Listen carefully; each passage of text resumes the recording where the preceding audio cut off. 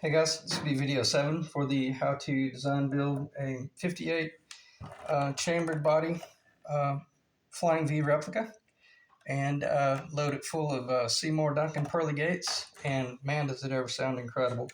Um, I've got the guitar finished and it's ready to ship, but I ran into a bit of a problem today where I had talked to the client last night, and he had specifically recommended, or he was pretty serious about wanting the Ernie Ball Slinkies 10 to 46. And on the front end, I wasn't so sure that was going to be a good string, but after I finished the guitar, played it, and just discovered that the 11 to 52 that I was running on it was way too muddy. They were way too heavy. So I elected to go with exactly what he wanted, 10 through 46. But I went to my local music store today, and Nick always has those in stock, but he didn't have them in stock. So I had to run over to Birmingham to get those specifically for this guitar. So I'm not going to be able to ship it today, but I'll be able to ship it tomorrow morning sometime. But the importance of that is when you're setting up a guitar based on a very particular string that the client requests, then that's going to change everything as far as the intonation and even the setup of the neck. So it was worth driving over to Birmingham to get that. I'll just do a quick flyby by there. So got the stinger finished. Well, the whole guitar's finished. What am I saying? Basically, I won't really run through the specs because I've already covered this in the past, and I got a bit of a scratch right there on the headstock that I got to buff out later on tonight. Won't start talking about anything negative, but it's just building a guitar. It's like 3 steps forward, 2 steps back, 4 steps forward, 1 step back, and then eventually you finally realize that, oh my God, okay, it's finished. It's finally finished. And it actually is finished, but nonetheless, uh, there are a few things I want to talk about as far as the wiring harness, and I'll just stop because that's the reason I'm doing this video, is obviously to show the guitar, but also to discuss some of your options when it comes to sculpting the tone. And there were certain things that I wasn't planning on doing until I got those 11 through 52s off, and then got the slinkies on there and really started listening to the guitar. Actually, last night I set it up with some Diodario 10 to 46, and they sounded really incredible, and I almost just synth the guitar with those on it. But that's a little bit dangerous as far as especially when a client requests a very particular string. You need to set up the guitar per the strings that they're going to be playing, and that's exactly what I did. So anyway, beautiful guitar, plays incredible, has a beautiful, beautiful crystal clear.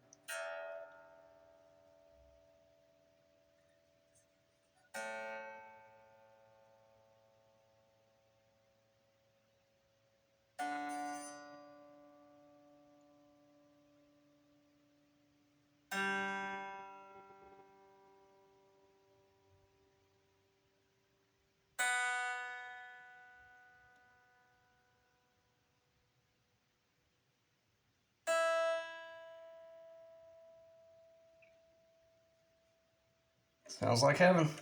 And it's just a crystal clear guitar. And also, what's really cool, well, according to what type of music you're playing, you don't have to worry about the guitar. If you want to play hardcore rock and roll, then these pickups and that setup will do it in the amp you're playing. Or if you want to play some crystal clear, very articulate jazz, whether it's moderately bright jazz or real warm and not wolfy, but just a real warm jazz, well, then you can do it with this guitar. And it just, I can't say enough good things about it. But one thing that was really cool, because I'm typically not an Alnico 2 fan, as soon as I pulled plugged in and went straight to the bridge pickup in series with the volumes. Well, obviously I started all the way on 10, but once I found the sweet spot was around 7 to 8 on the volumes, and then around 8 to 9 on the tone. It was just instant circa 70s Billy Gibbons. Gibson's ZZ Top, and man, my God, did it sound incredible.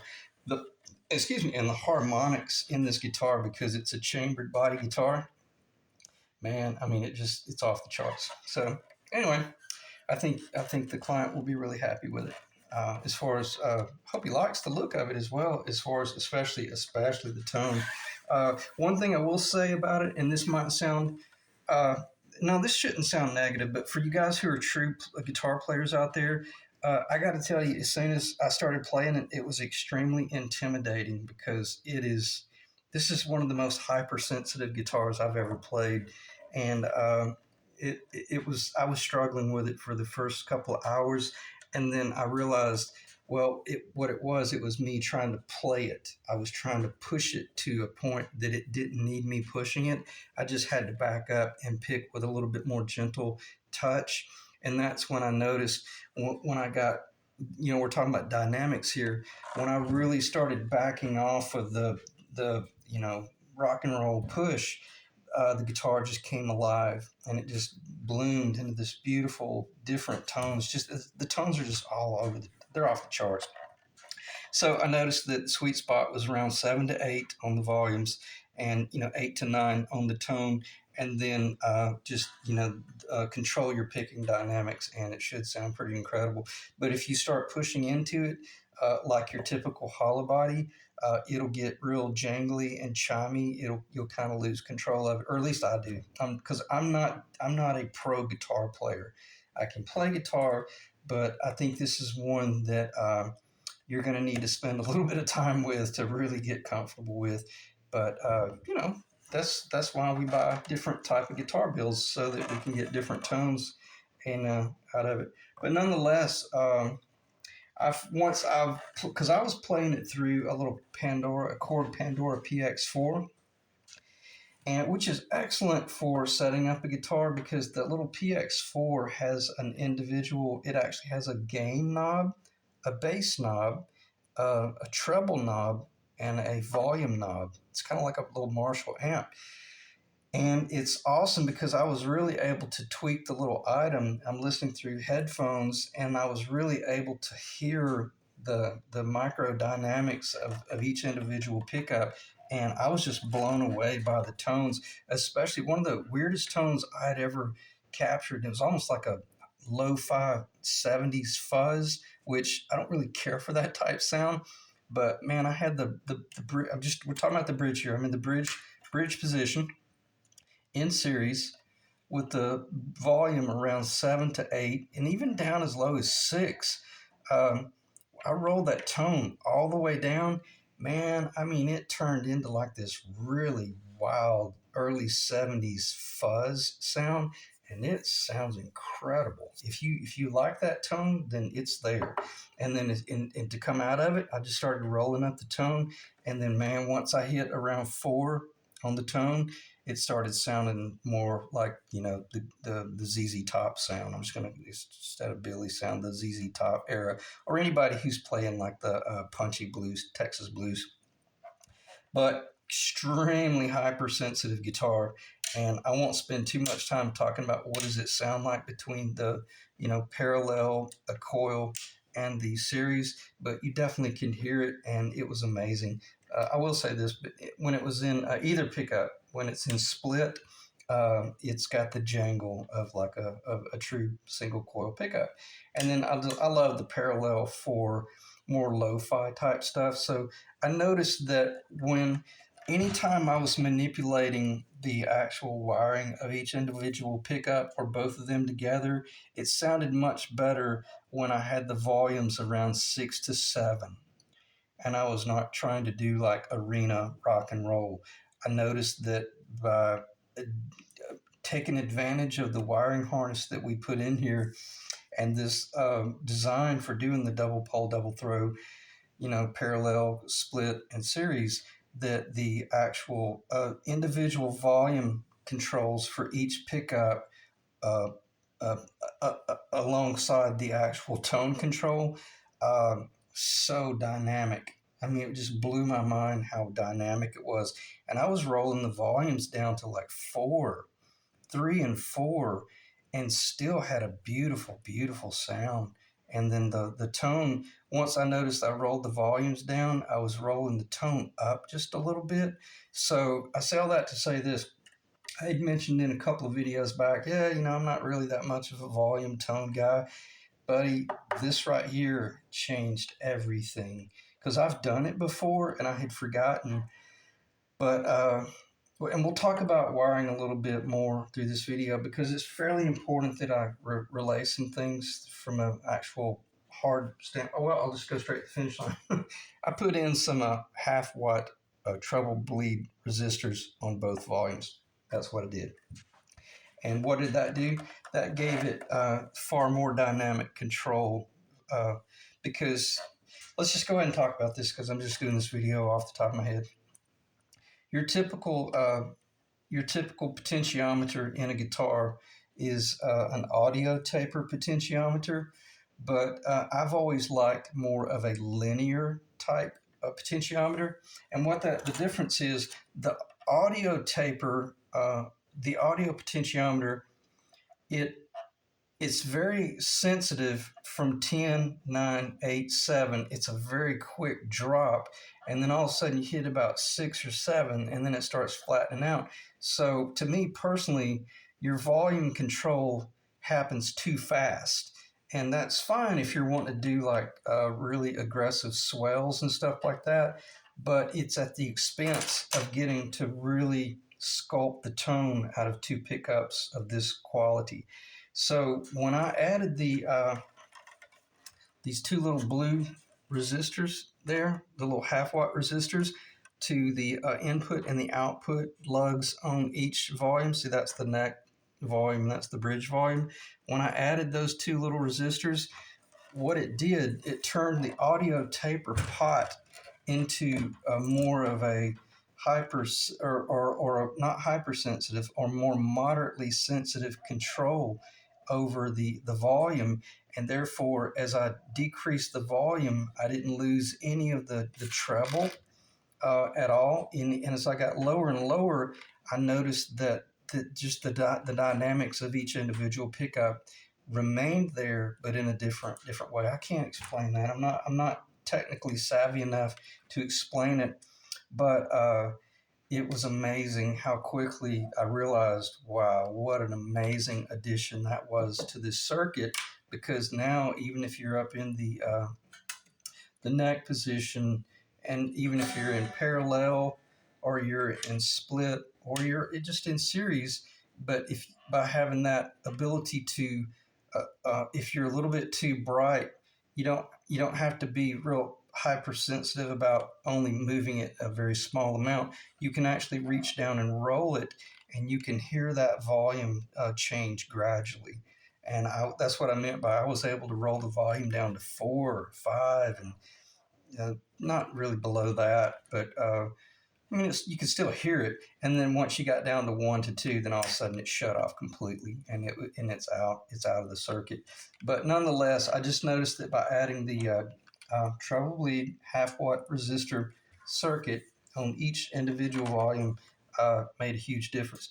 Now, if you don't like that, Chad, if you want to be able to reach down and only control the volume on both pickups between 7, 8, 9, and 10, where once you hit 6 or 7, it's almost virtually gone. It's already turned off. Then all you would have to do is just snip that little resistor and then take it out of the circuit. But when I first built this guitar and was playing it electric, through the little PX4, I felt like the neck pickup was too muddy. It was too dark for me. It probably would sound incredible through a multi-$1,000 amplifier, but if you're like me, a lot of us, we can't afford those multi-$1,000 amplifiers. But nonetheless, if you didn't like it, then you could clip that circuit out. But I think you'll find that it's a very effective control. I hope that makes sense, and I hope I didn't ramble too much. I don't want to start this video over. So just know, in recapping it, just know that by adding those resistors, it's called a treble bleed network, so that as you start turning the volume down on either pickup, you don't lose the treble. And I noticed that it ends up being more of like a linear volume control. It's far more effective, I think. And that's one thing I always hated about guitar potentiometers, especially the Les Paul type, where there's two volumes and two tones, and then you reach down and you touch that knob, and there's a super, noticeable change. I don't want to notice a lot of change if I just touch the knob. If I really roll it 25%, yeah, I want to notice the change. But what was amazing was, and I heard Bonamassa talking about this once, where he was talking about, I think he was the one that said this. He typically runs everything around 7 to 8, and that's where the sweet tone is. And if he needs a little bit more jump, then he just reaches down and dials it up. I think he made the statement on his Les Pauls that he doesn't um, uh, get into the tone too much. I find that hard to believe because he's such a dynamic player, but I think maybe it's just he's got his tones set up exactly where he wants it, and by having the treble bleed resistors on each volume, then he gets a lot of his tone control right there as he's changing the volume. Okay, check the time. 16 minutes. I was afraid it was going to be like 28 minutes of me running my mouth. So anyway, it's a beautiful guitar. It sounds great. We got, everything finished up. It's ready to ship. And I apologize if I'm being redundant, but I think I did mention, this is like the 5th or 6th time I've done this video. I went to my local music store. He didn't have the regular Slinkies, the 10 to 46, so I had to run over to Birmingham to get those. And that's really important that you, when you're setting up a guitar and you're setting the intonation, that you are actually using the string that the player requested. And that was one of the very first conversations that I had with Chad. He likes the Ernie Ball Slinky 10 to 46. I was scared that was going to be too light of a gauge string because, of the tone of this guitar. I was afraid it was going to be too bright, but I had initially set this up with, I think 11 to 52s or something like that. So that's a pretty heavy string, and it got way too woofy, got way too dark on the bass strings. So when you're building a guitar for a client, you need to build it for that client. And if they request an Elixir 10 or a Diodario 10 or 11 or et cetera, then you need to build the guitar to that because that affects your intonation as well. Okay. Got some real cool little harping there. So anyway, it's kind of cool. All right, let's see. What else should I talk about? I apologize if I've already done the flyby, but I'm just going to do a quick redundant flyby again. And probably won't be a very long video, but nonetheless, a few little scratches I got to buff out here and there. I don't think I mentioned that in this video, but I didn't realize it, but I'm out of my nickel screws. So I'll send the guitar, but I need to keep these gold screws because they go in my other guitar. And I'll have to send you some nickel screws. I'll put some sort of little temporary screw in there just to hold it, Chad. But I'll be sending you 2 little nickel truss rod cover screws. Okay. And let's see, what else should I talk about? Check the time again, 18 minutes. And I kind of went off the rails there when I was talking about that. Yeah, I was just talking about all of that from the driver's seat. So, meaning from the front of the guitar. And let's talk about the functionality again, even though I've already covered this in the last video.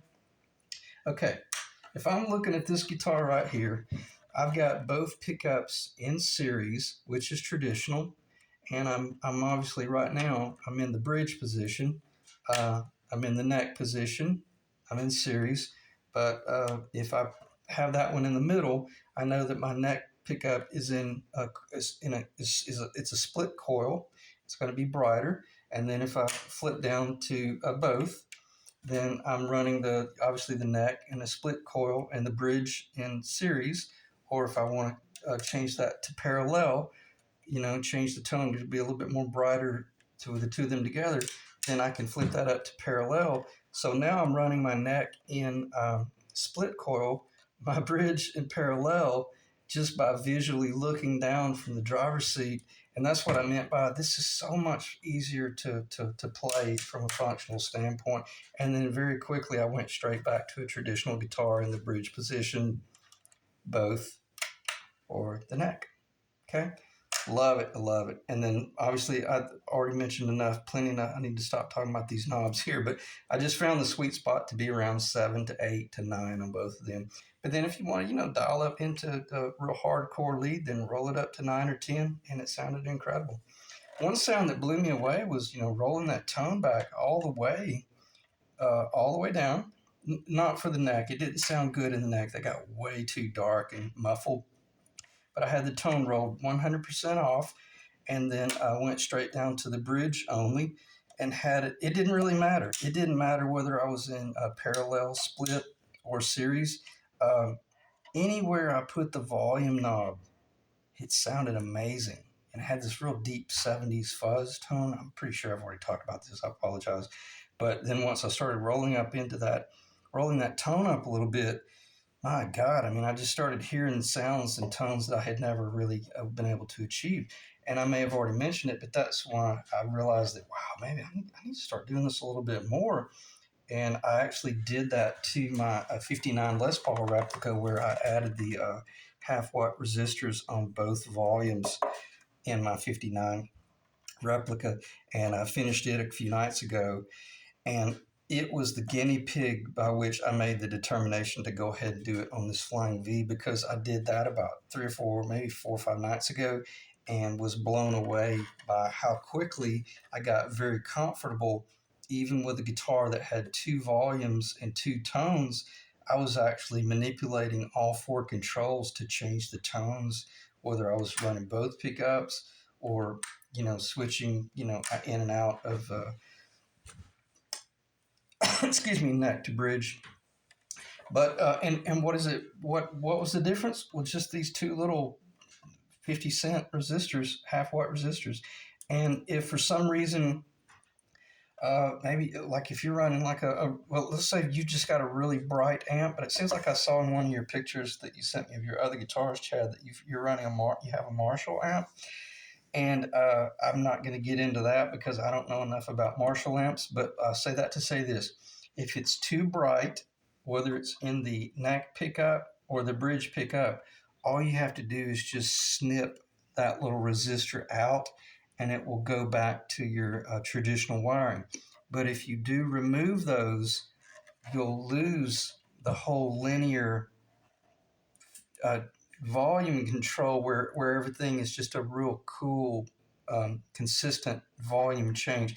It will immediately go back to, if you have it on 10 and then you take it down to 8 or 7, the volume will drop drastically.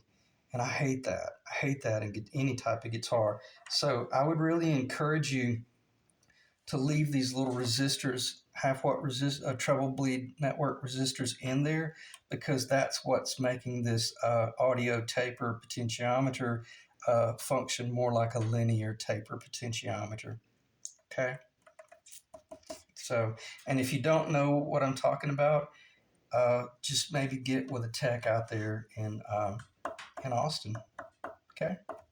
But I thought it would be much easier for me to just add those, and then if you didn't like them, hell, you just snip them out. Okay.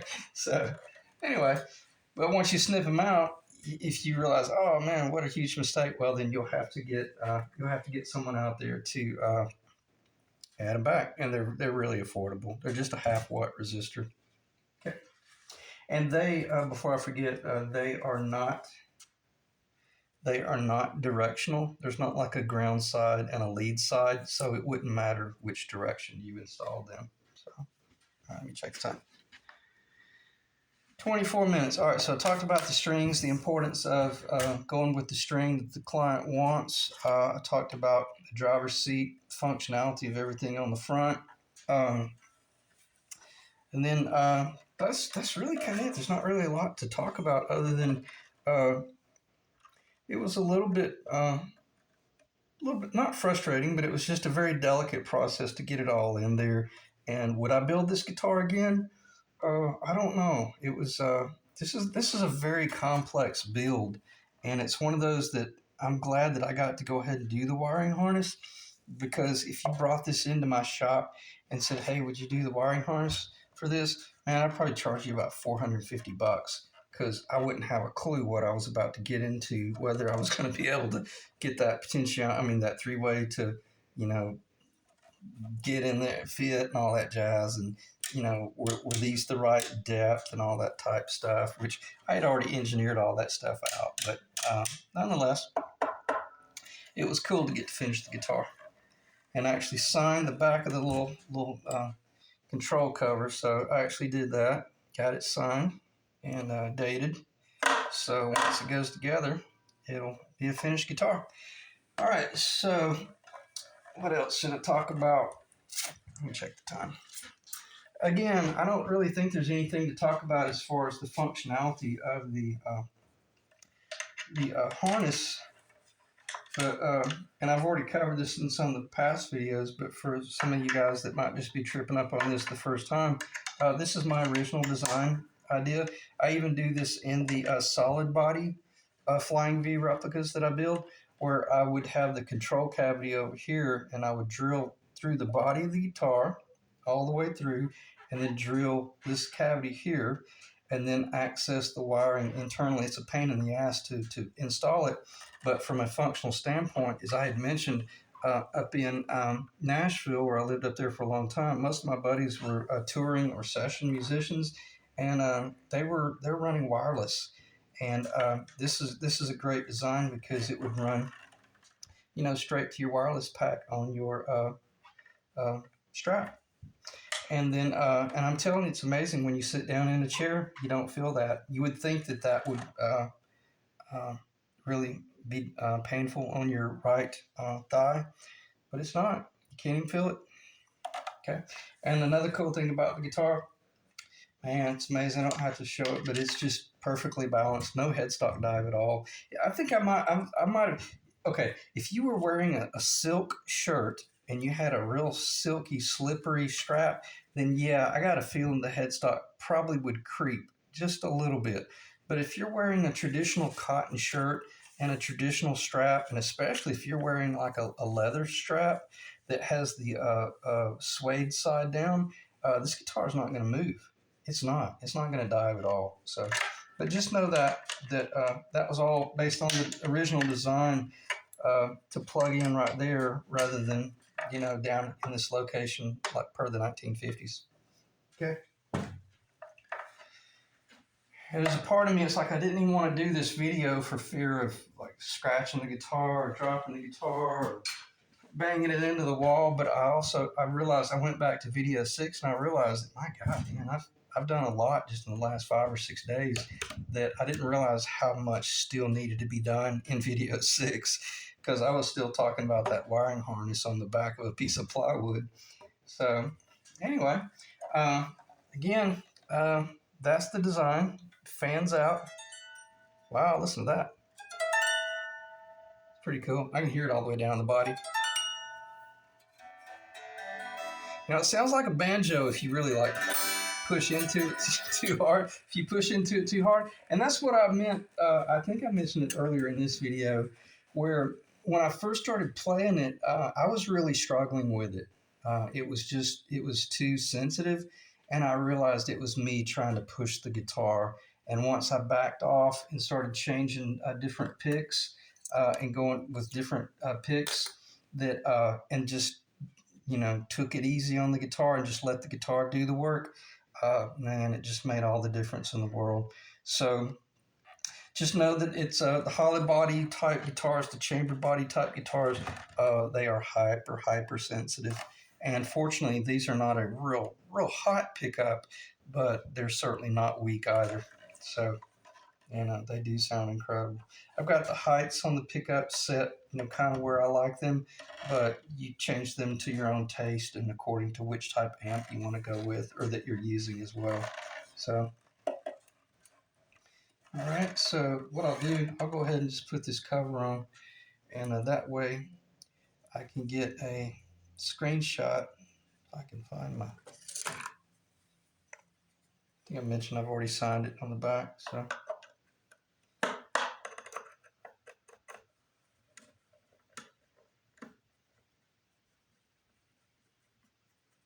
Okay, the way you do that, you get them in the position, and then because these screws actually, the threads make a little bit of contact in the cover.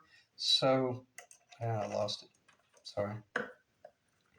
So you want to find the location, and then you realize you've got it. Then back it completely out and make certain that the cover seats, and then take it down. And I only take it down about 85%, and I stop, and then find the others.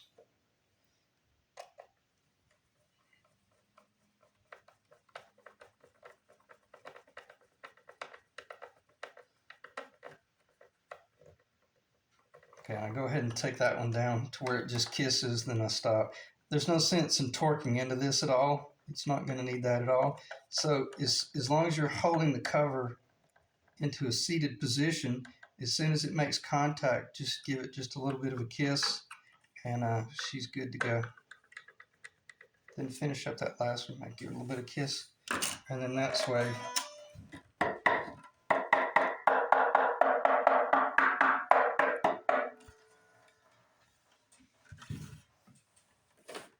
I haven't tried to play this on camera. It may sound like the devil, but we'll give it a shot.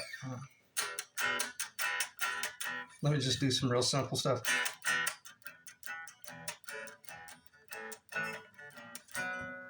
Oh shit, it's out of tune.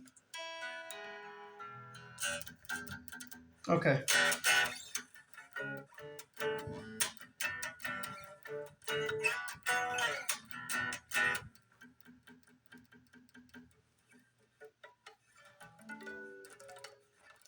Sorry, I shouldn't have tried to play it.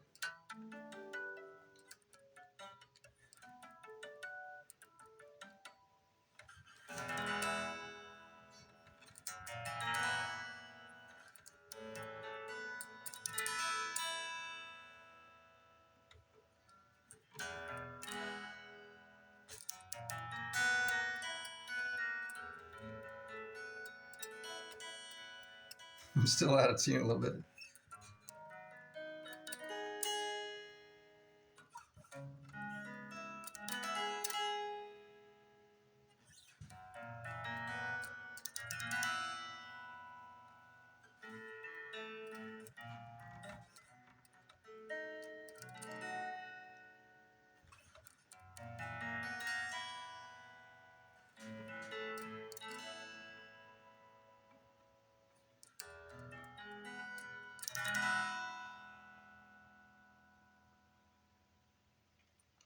The sustain is incredible. To be such a small-bodied guitar, it's got a huge, huge footprint. I mean, just sounds really good. And I wish I had an amp here, like my Blues DeVille. I'd love to hear it through my Blues DeVille, but as I mentioned, both my amps are up in Nashville at a buddy's studio, and it's a real quiet neighborhood. So I know if I had my amps here, I couldn't help but dig into them every now and then. And I have a fairly substantial lot that I live on, but the people that live behind me, they're fairly close and they're elderly and they're really good people, and I don't want to disturb them. So anyway, it's a little bit of a pain in the but to be a guitar builder and not be able to really plug into like a Marshall 412 and see what the guitar sounds like. But it is what it is. All right, so do a little bit more of a flyby, and then we'll call it a night. I have to turn it this way so I can keep an eye on that headstock, not damage anything. It's got some beautiful, almost like a bear claw. It has a bit of a bear claw in it and a little bit of ribbon. Not much. It has just a little bit of, but the chatoyancy, as far as the color, it doesn't really have a lot of chatoyancy, but the color is just beautiful in the Honduran. It goes from like this supermodel strawberry blonde to like even to like just like a blonde, but like a redhead. Yeah, like strawberry blonde to a redhead. So anyway, beautiful little guitar. I will be boxing it up sometime in the morning, Chad, and getting it in the mail. And I apologize for being redundant. I'm almost certain I did mention this. I didn't realize it, but I was short on my 2 nickel truss rod cover screws, so I'll have to send those in the future. And because I need to keep these gold for another guitar, and then I'll put some little temporary screws in there just to, if anything, to hold it in place. And then I'll send you those within the week or so. I'll have to order them and then send them to you. But and as far as once you receive the guitar, the neck, yeah, this is really important. The neck relief, I do have a little bit of back tension on the truss rod. I've got this. Fretboard. I got the action set probably a little bit too low. I got it set kind of like Pete Thorne low. When you play it acoustically, you can hear it buzzing throughout the whole thing. Not bad, but once you plug it in, it's perfect. So, but as far as tension on the truss rod, when the truss rod was neutral, the Allen head wrench was about right there, neutral. You know, nothing, no pressure on the front, no pressure on the back, just neutral. And then I turned it. It was probably about 10 o'clock. I turned it all the way to about 2 in that direction, which put back bow into the neck, so that's keeping the neck real flat. And the trick about how you need to adjust your neck, what you can do, if you had a neck where you were having to tighten it up a little bit, well, don't just sit there and start tightening on the truss rod. You run the risk of stripping the threads or breaking them. What you can do is you can lift the whole body of the guitar, cradle it in your hand, and stick the headstock kind of in your stomach, and let the weight of the guitar, that is if you were torquing back, and then you reach down and you'll notice that the truss rod is just like real easy to adjust because you've already given it a little bit of natural back relief, and then you just torqued up to that. So all I'm saying is, in order to get the guitar playing perfectly level and with a real nice flatboard that has just a little bit of recurve in it, it only took about 1/8 of a turn. Okay, and what is that? That's the sign of a really good build. It didn't require, a lot of torquing in either direction to get it under control. So I say this: once it goes to Texas, or once it goes to Louisiana, or once it goes to New York, or if it ships over to the UK or Australia, et cetera, et cetera, et cetera, if you've got a really good build, uh, you'll already be at a real neutral position where if you need to crank it forward or back, you're not having to do anything extreme. Okay, so, but I say all that to say this: once you receive the guitar, Chad, don't start torquing on that stuff just yet. Let it acclimate to your climate. And I imagine if you're in Austin, that climate's going to be virtually identical to my climate here in Alabama. You might be a little bit drier, but I know I was in Houston once, and it was crazy how humid it was out there. So I would say that to say this: I think just leave the truss rod exactly where it is, and then play the guitar for a week or two, and then they start making the determination of whether you want to tweak the neck. Now, if you want to raise the bridge or lower, well, you're not going to be able to lower the bridge. If you lower the bridge anymore, it's going to be buzzing pretty bad. But if you wanted to raise the bridge a little bit, then you could do that as well, and that probably would sound a little bit better. But anyway, I was just enjoying playing it with real low action the last couple of nights, and just is what it is. So I hope that the sound samples came out okay. I know that typically when I try to record on these little cheap smartphones, it almost sounds like you have a wah-wah pedal connected to it.